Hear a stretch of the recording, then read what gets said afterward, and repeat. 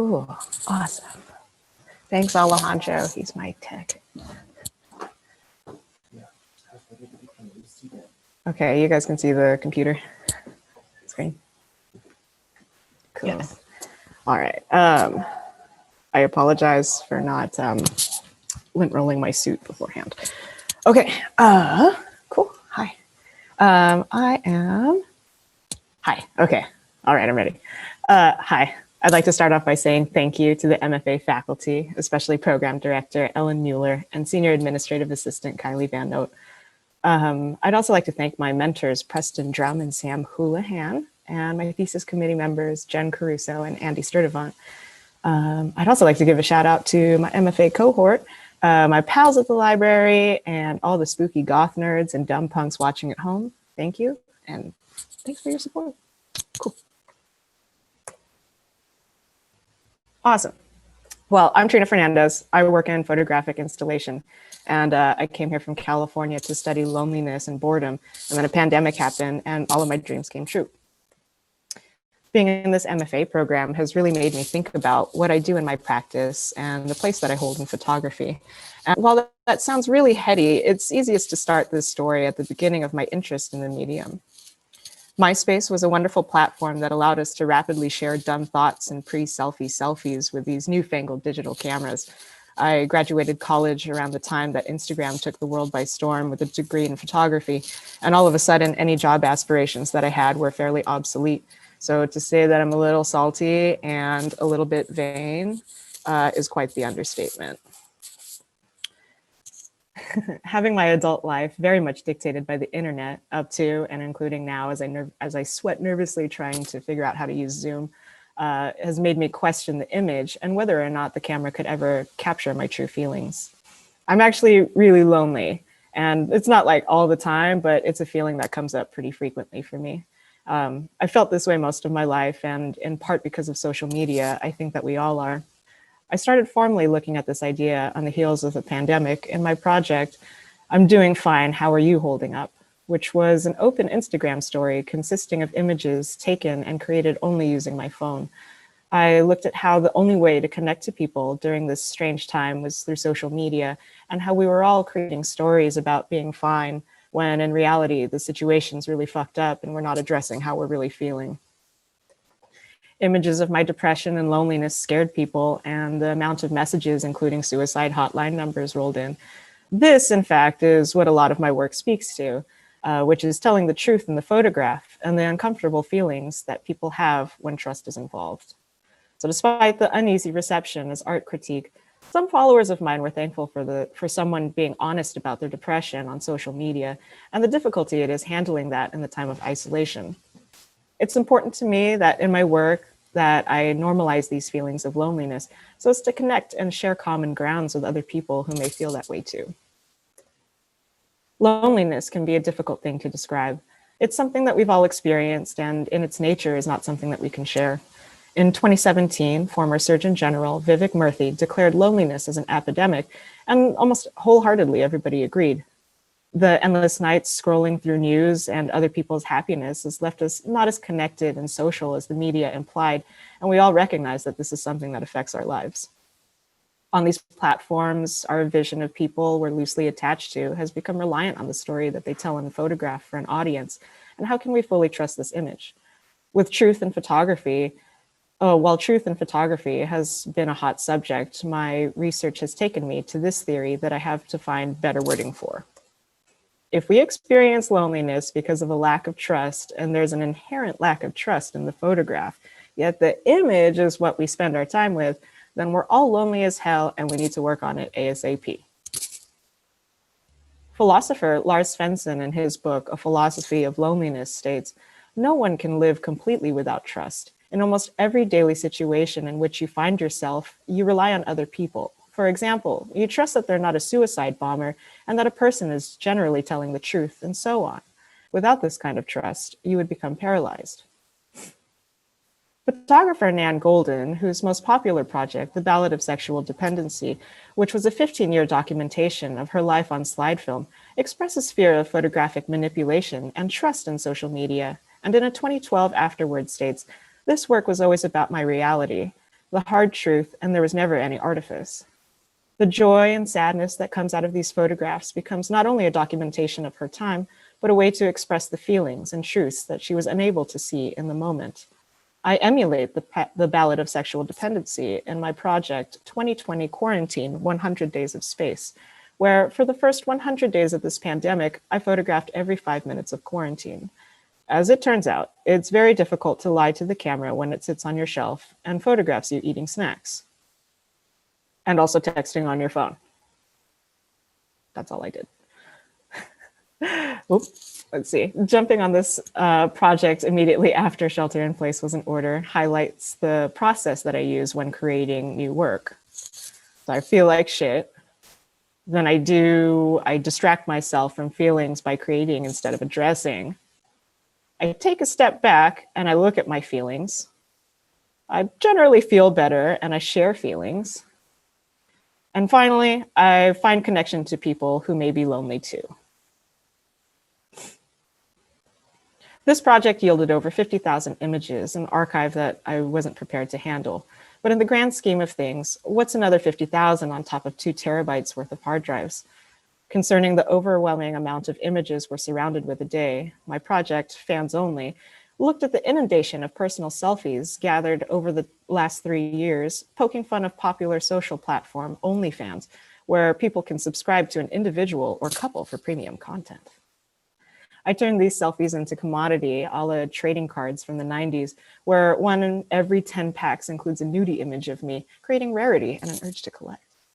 This connection to banality and consumerism is inherent on social media, where an image of Amber's venti mojito frappuccino is shared and labeled with a hashtag, and this ill-tasting advertisement now becomes the only insight that we have into Amber's happiness.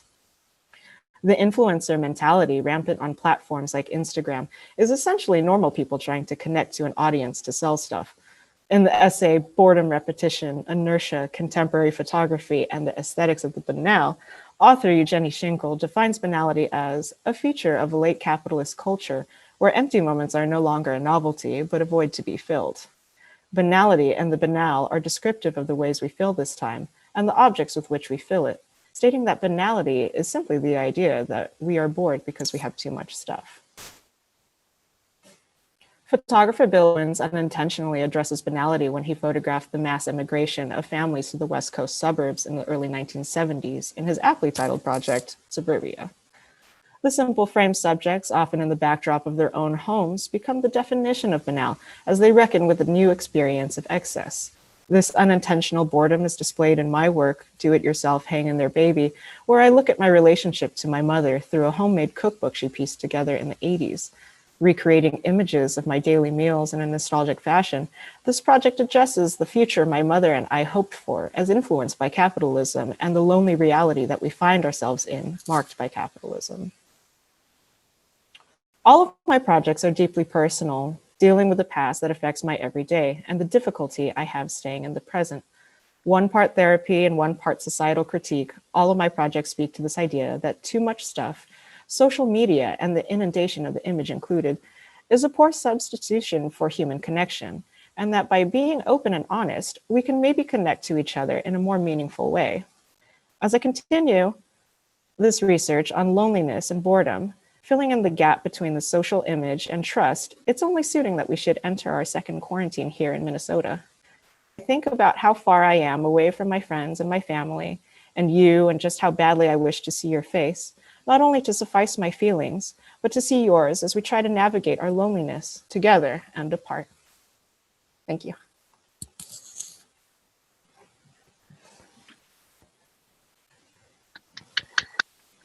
Thank you so much, Trina. Let's open it up to some Q&A. Again, you can use the chat or the Q&A if you can access it. So there's a couple coming in right now. So the first question comes from Kate Gunther. Trina, do you find that the act of documentation changes the behavior of the subject, yourself, being documented? The way scientists find observation changes the object observed. Where does performance come into your personal documentation of expression? Yeah, I think I've been kind of questioning the idea of performance in my work, especially with the quarantine work, just because, yes, it was hard to not be on for the camera. And I think it probably took me about like, a week or two to, finally settle in and not be performing in front of the camera. But I do think that in general, I kind of have like this big personality. So it kind of just comes out in the work. Even as far as like, displaying everything, it's important that it shows my hand and in turn kind of the personality. So yes, it could be kind of considered performance in there, but I don't consider that as part of my practice. Is there a relationship between the image, honesty, and trust exacerbated when you discuss the archive as opposed to singular images? Ooh, okay, I'm gonna have to read Good that one. one. Where's that question? It's in the chat. Okay, cool. Yeah. Okay, let's repeat that question one more time because I can't find it. Okay. Is the relationship between the image, honesty, and trust exacerbated when you discuss the archive as opposed to singular images? Yeah, I think so, because you're looking at the giant body of work overall. And I think that even when I do installations and things like that, I have to have like a kind of large body of work. I think taking a lot of photographs helps me. Taking a lot of photographs in the project helps me move through these emotions. So I do think that they are tied together, even if I do end up showing only 2 images from the work. I think that having that archive, this memory of these feelings is important to me. I like that response. Let's get back to the emotions, which cues into this next question. If there is so much emotion in the everyday and the banal, how do you view images of the extraordinary? You mean like the bridges of Madison County or something like that, I guess, is kind of what I'm thinking about the extraordinary. Or maybe like stars and space. I mean, like that stuff is just, sometimes it's so beautiful that it's unreal to me, like you look at those photographs of, bridges or of like cityscapes and things, and you're just like, this is unreal. Like, but I think that that's the point of those photographs, is that they want to show you just how beautiful kind of the everyday is. I mean, like that cityscape or something that you take advantage of. But I think that, having to find beauty in this kind of repetition in the ordinary is also important too. So. There's a question about the scale of what we can see and what we can't see. Like we can never see a whole landscape except in a photograph. Yeah. I like your answer a lot to that question. It gets me thinking about a lot of interesting things. Susan Fink asked, photography and truth and veracity have a complicated relationship. How do you express that tension in your work? I think that the only way that I can kind of address that is by expressing my own truth, right? So I think it's important for me to be truthful. And I think that that's part of the irony of the work, which is displaying it in photography, because it's a medium that can't be trusted, right? So it's important for me to, make sure that I'm showing all of my feelings, even though there is some artifice to my work. Well, maybe not some, but there's a lot of artifice to my work. And I think by being as honest and truthful in my emotions and kind of in the installation, making sure that people are feeling exactly how I want them to feel, and that type of control important. Did I answer that? I think so. Okay. Okay, maybe it's complicated, right? Maybe the last one, if we have time for another one, maybe. But do you feel as though relatability is one of the largest parts of your work, or do you use your art as more of a self-expression and coping mechanism for your own loneliness? I think when making the work, it's important to, like I need to move that energy. I have fairly large things that I build, and that distraction is important to me.